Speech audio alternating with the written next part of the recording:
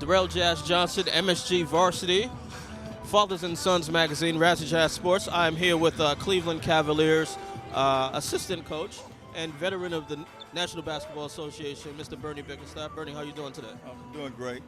You know, fighting the cold weather, but other than that, doing great.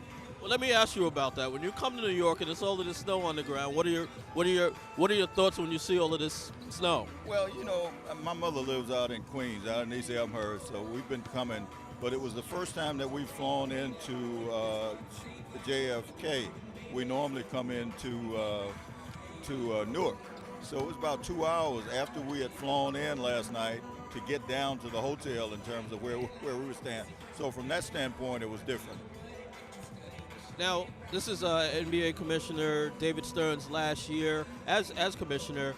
What are your thoughts on his tenure, and what have been your personal experience with him over the years? It's terrific.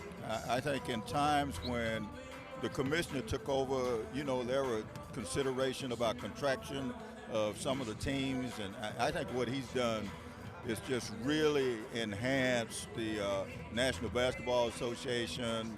Everybody's in a better place than they were when he initially came in, and I think we're going to miss him. But I think with Adam Silver, that's been his guy, and that's been his right-hand man, so he just passes the mantle on to him.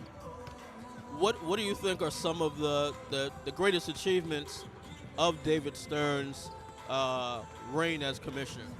Well, I think the implementation of the salary cap, I think all of the teams are doing better, and obviously it gets down to revenue, and people are making money. The players, the owners, the arenas are full, the marketing is good.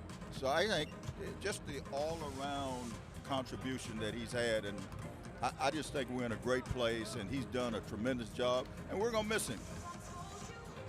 One of the things that has exploded under David Stern is the popularity of the game around the world.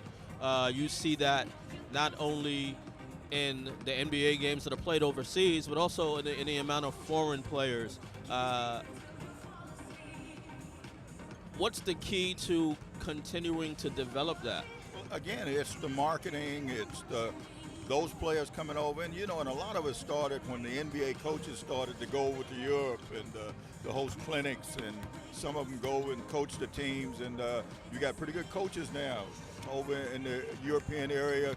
You got great basketball players, and I just think the competition is really, really good. And the one thing you know about those kids who come into the league, the foreign kids, they shoot the basketball, and they're very fundamentally sound. So I think the competition is good.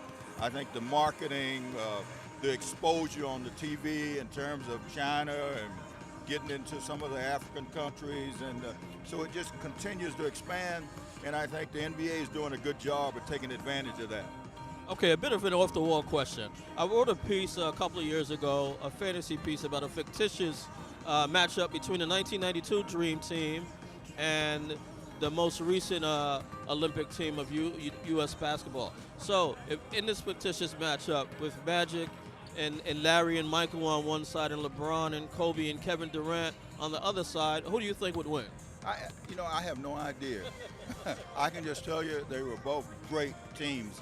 I think the depth on the one team, when you talk about the Michael, Larry, and that group, I think the depth is tremendous. So I think if you had to go with it, I think the depth on that team would probably win out.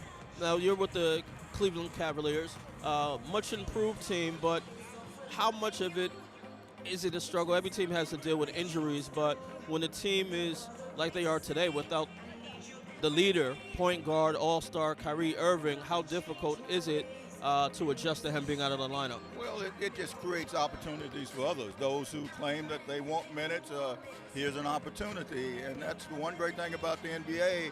You just continue to move over. It is what it is, and we've got to make the best out of it.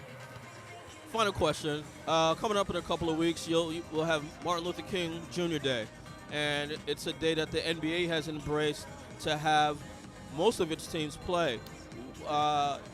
You were around the NBA when that first started. So what were your thoughts when it first started, and how do you think it's continued, and how the players are embracing playing on the day to celebrate such a such a wonderful human being. Yeah, I've never heard any negative input. I think everybody's been for the organizations, and I think it's a genuineness in terms of playing on that day. And when you think about the contributions that he has made, not only for black people, but for in total.